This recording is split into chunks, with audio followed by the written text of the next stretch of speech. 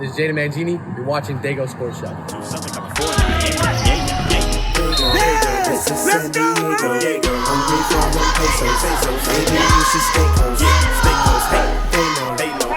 Say, hey bro. Every day they lay waiting as the day goes by. Welcome back to Daygo Sports Show, bringing you some of the best talent that sports has to offer. Today, we are proud to present the extraordinarily talented Jaden Mangini. The La Jolla Country Day senior is a multiple sports athletic standout who has developed an outstanding high school career. Even his highlight reel doesn't do him justice on how influential his play has been detrimental to his team's success. Jaden's commitment as a two-way player has no limitations on what position he needs to fill to support his team. His impressive resume of stats, accomplishments, and academic knowledge has placed him among the top students in the country, garnering the attention of Annapolis Naval Academy, where he is certain to continue on his incline of success. Appreciate you guys joining me for another episode of the Daygo Sports Show. We are on location at La Jolla Country Day School with Jaden Mangini, football player going to Annapolis, Maryland for the Naval Academy for football. Thank you for coming on. Appreciate your time, young man. This man, I was the announcer for the game at Southwestern College for the football championship. Section record, 10 touchdowns in one game. I've never seen nothing in person like that, so I'm just happy to have you here to share your journey up to this point. So tell me about, what sports you played growing up.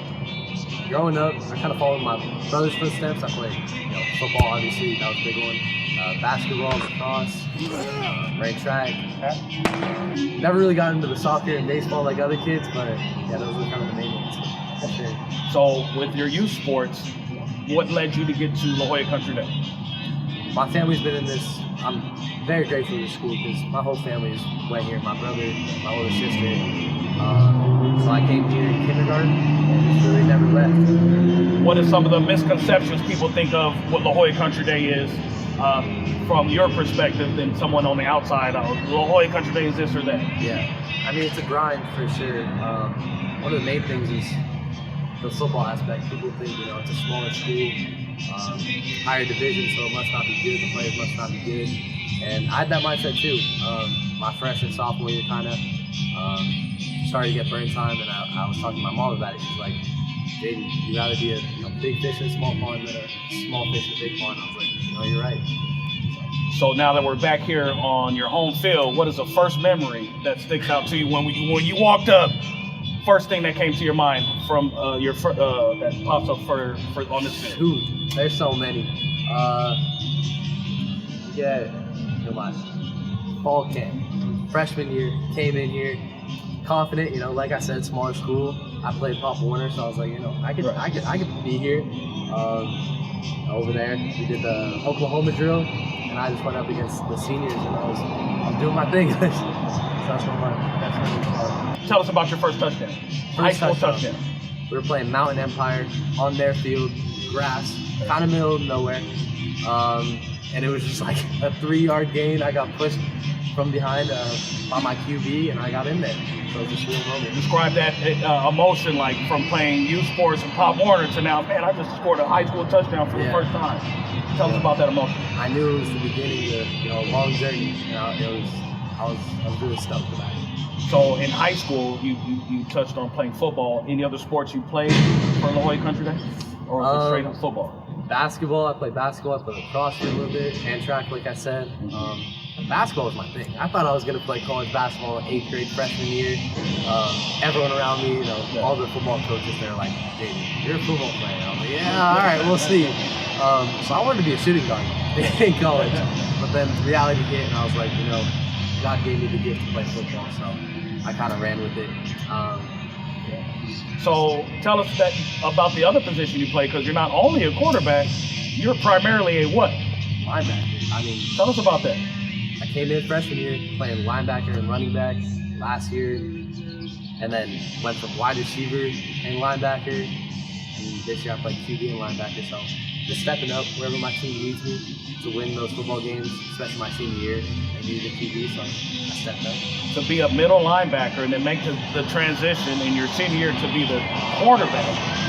Most athletes, that's a tough thing, you know. Yeah. Middle linebacker's tough in general, the physicality, but now you're like, okay, now I'm going to play quarterback. Yeah. After banging and banging as a middle linebacker, now I got to be more finesse as a quarterback, but then you took that middle linebacker mentality into your quarterback play. Tell us about that. For sure. I think I said this in another interview at the beginning of the year, but I'm not a quarterback, I'm not a linebacker, I'm a football player. And, you know, we were talking about Pop Warner earlier. I think I've played every single position throughout my football career, like even center.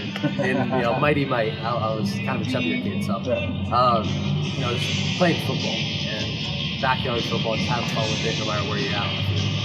Yeah, I read somewhere where there's people who play football, then there's football players. And you definitely fit the mold of a football player, that, yeah. for sure.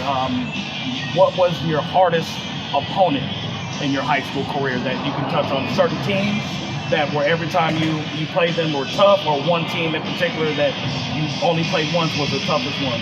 Tell us about that. Hardest team we played was Patrick Henry my freshman sophomore year. It was in the semifinals, I think, of playoffs. And they had this kid, Elijah Lutz. Oh yeah, shout out Elijah. That kid balled. That year they won CIF, right? Yeah. Okay. I was a freshman, sophomore, playing linebacker, playing running back. And they were just grown men. They bullied us. But no, that was a fun game for me because I feel like I stepped up. We had some starters out. At linebacker, I made a couple plays. So what did that adversity of getting, like you said, they bullied you guys, how did that help you, you know, in your football career, taking that lump? Yeah. I feel like our championship run this year, my senior year, it's been building some stress for me. You know, our freshman year, COVID year, no playoffs, so we were still really hungry. Sophomore year, got kind of ran through by Patrick Henry, and then my junior year we lost to Mount Miguel. Okay. And then heavy run team. Not Mount Miguel. What am I saying? What is it? The heavy run team. Palo Verde. That's right. Yeah. They had those two running backs. They didn't have one wide receiver, and they just ground and pound. So, I know exactly. Palo Verde. We had a lot of seniors this year, and we had a lot of chips on our shoulders. So going into your senior year, what was the mentality? Summer camp, special season. It's your senior year. You said it was building. So did you guys know you had a special season getting ready to embark upon? Yeah. So as seniors, we got to lead all the meetings, all the fun stuff in fall camp. So our mindset was we got to be different. You know, every year these country day teams go, "This is our year." You know, we're gonna beat Bishops, we're gonna beat SFC, we're gonna win CIF, and you know, this year we actually had to do it, and it couldn't just be talk. You know, Braxton down there, he's part of the 2016 CIF. Oh, that's Braxton over there? Yeah, okay, yeah. Right on. So he was part of the 2016 winning team. So our mindset was, coaches always hype them up. You know, we got to be the next team that they hype up and look back on. So we had that going through. Who was the biggest rival for La Jolla Country there? So your senior year. I want to say Bishops, but the best rivals, we'll say one or two rivals. Who would it be? Bishops and who else? SFC. But I'm not gonna say Bishops because I gotta give them their hat. We haven't beat them. Okay. So I'm not even gonna say that's So a Santa Fe rivalry Christian. right now. Santa Fe Christian for sure. Okay. So talk to us, or tell us about, so the senior year, you have something special, the season starts. At what point did you realize, hey, we could really make a run? What was that pivotal moment for you during the season when you knew something special was getting ready to happen as the season was progressing? Well, I was injured all summer, so I missed our first game against Chula Vista. That got me pretty fired up, so I just want to step in there, help out my team, and play. I would say from really fall camp going into it, how I saw the leaders step up, how I saw this team, the junior sophomores, so hungry that I haven't seen in previous years. That's when I kind of knew. I saw like fires in some kids' eyes. I was like, all right, this team can do it. And so share with us the playoff run. You got regular season's over, first round playoffs is again too. First round, it was Morris. Morris. Yep. At Morris or here? It was our first home game. Okay. And then we were away the rest of the run. So Road Warriors getting to the championship. Yep, absolutely. Okay. It was probably the toughest run. Morris was a great team, had a bunch of athletic kids. We just had to do our assignment, and that was a good first week. Then we went to West Hills. They play big schools like Helix, so we didn't underestimate them. We went in, watched our film, and we kind of did our thing and won by a lot in that game. So that gave us the confidence, and we were like, wow, we can really do this. We are the team to beat in D3. And then Fallbrook. That might be, you're asking me about my favorite game. That is my favorite game, most memorable game of all time. Tell us about why Fallbrook. That was a semifinal to go to the championship. That was a semifinal game. Tell us about that. We go in there, close game at the beginning. They go up 2 scores, and they got all the momentum. It started near the 4th quarter, and some kids, I'm not even gonna lie, including myself, I was starting to plan my off-season workouts because we were down by like 15 with 3 minutes left, right? On the road. In Fallbrook. In Fallbrook. Right. Crazy atmosphere. And first play, I roll out, toss it to Maddie Craig. He runs down the sideline, score, and I'm like, okay, this needs to stop now. And he played linebacker this next defensive series. Then I'm at linebacker. We make a huge stop, get the ball back. We're driving down the field. Bunch of 4th down plays that was like, it's game or make this 4th down. So we get all the way down to the goal line. It's 4th and goal. Coach calls a timeout. We're down by to tie it up. Okay. And we're calling out all the plays in the huddle, All right, the idea is playing. Coach Hales comes in and says, I don't like that one. I don't think there's one play our head coach Hales liked that day because everyone was so nervous, so amped up, so anxious to get out there. And so we chose 94 nod. It's like a double sling concept with a skinny post. So we went in that. I hit Gianna Kasav on the post, and that was the most memorable play. Describe the emotion. So you get up to the goal line. Yeah. The play, you run in the play. You see him open. Yeah. You throw it. He catches it. Describe that emotion.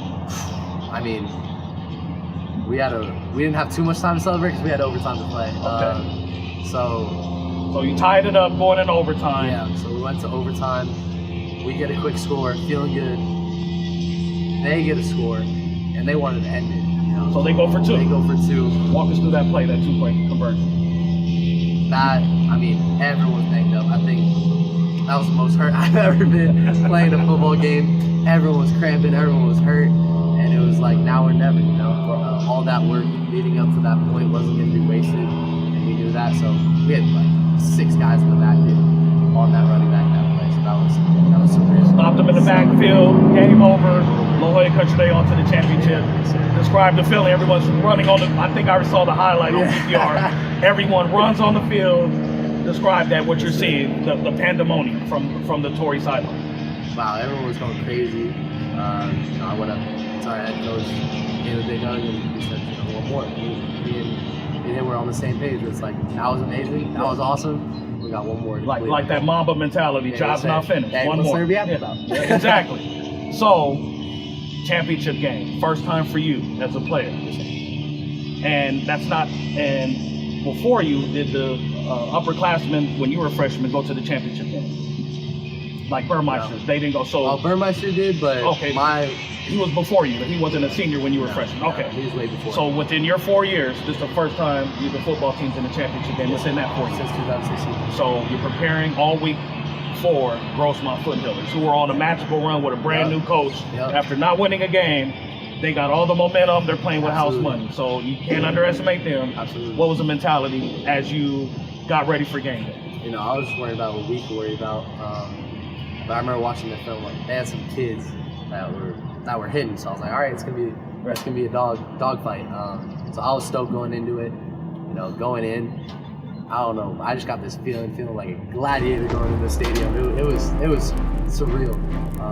When they called our names and then we went to midfield. So that was awesome. That was me. That was you. Yeah, exactly. I was announcer. Yeah. So you feel like you're a gladiator. Like, hey, I'm in this big, fancy stadium, Southwestern College, way different than your home field. Yes. So hey, I'm ready for this. Everything I've been through, I'm here. So the game goes. Tell me exactly when you knew, we're going to win the championship. Until after halftime. So at halftime, the score is. Well, I think we're only up by 6. Yeah, it was very close at very halftime. Close. I was cramped, like it was hot. I was cramping. Everyone was banged up. They had all the momentum. They just scored 2 times in a row. Yeah. But if you recall, the first drive Yeah. at quarterback, right? I roll out, trying to do too much, toss it up, hit. And so I was like, okay, I might not have great stats today, but we're gonna find a way to win this game. And after halftime, everyone looked kind of defeated, and the captains, including myself, I kind of told them, player talk, and I was like, this is everything we work for. It's not time to feel bad. Like, we got to go in there and kick some butt. So, but yeah, so I had to fire them up. We went out second half and we connected them also with special teams, defense, offense. I've never seen one football player just dominate in that fashion. No disrespect to the Foothillers, but you ended up setting the section record with 10 touchdowns in one game. Yeah. Playing quarterback, I think 4 throwing and 6 running. Yes. While also playing middle linebacker. Yeah. I mean, what was were you playing out of your own body? Like, wow, like, describe that, like, man, I'm just touchdown after touchdown, and I'm on linebacker, Have you ever been, like, driving and, like, you get to your house and you're like, I don't really know how I just got there. Like, I feel like I just teleported. In the zone. Yeah. You're in the zone, and I really didn't know until, like, the 9th one I had, and that was when we were kind of up by a lot. And Coach Carmen was about to take me out, our OC, and I was like, Coach, let me get the 10. Like, come on. He's like, all right. So he gave me a run play, and I ran it in.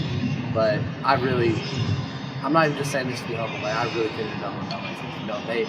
Our defense, I know I'm playing middle linebacker, but it takes all 11 guys, and they're getting picks after fumbles to get the offense back the ball, and get me more touchdowns, and putting us in position to win. So at the seconds, 0-1, 2-3, 2-1, 0 champions.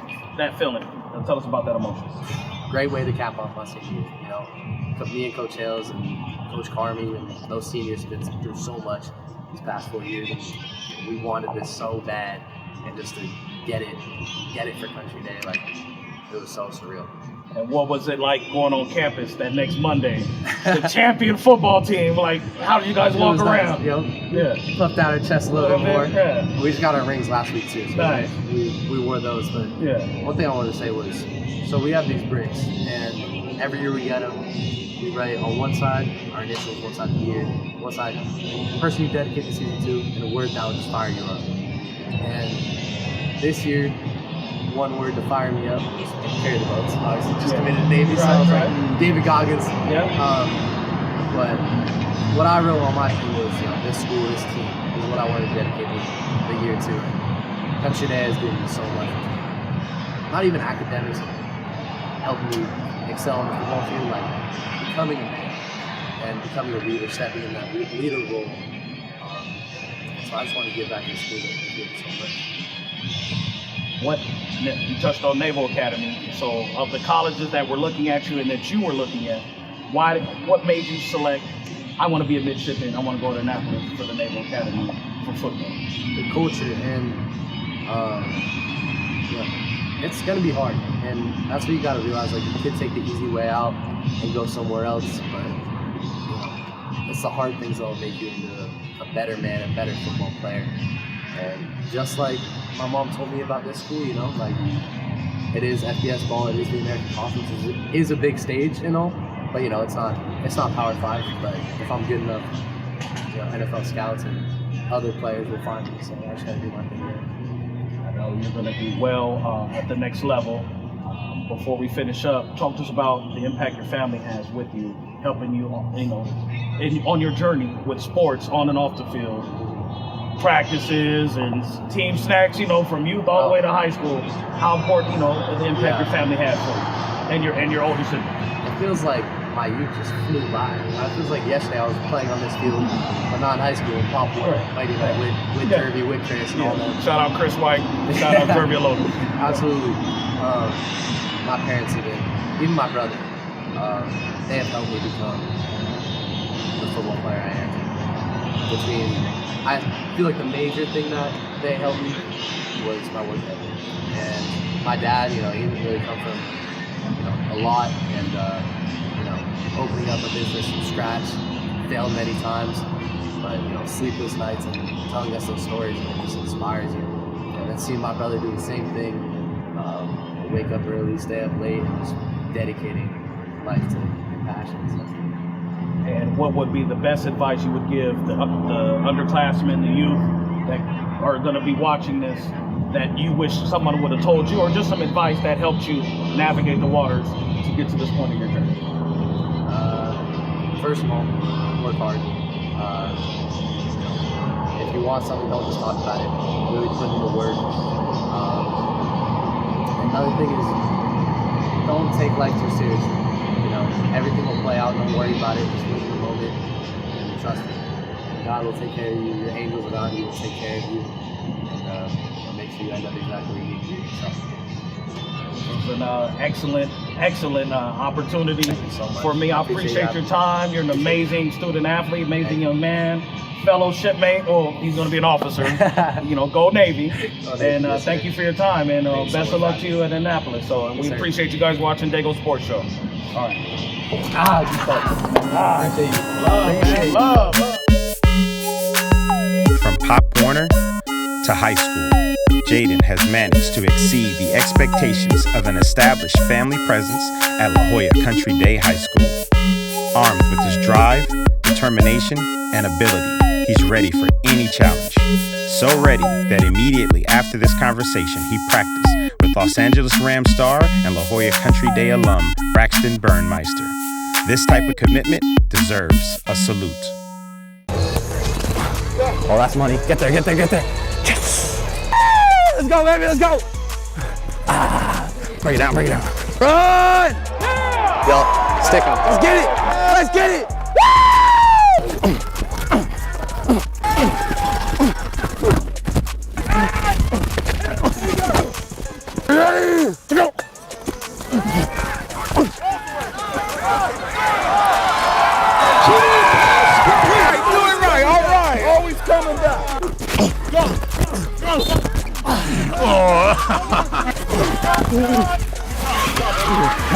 Appreciate you, big dog.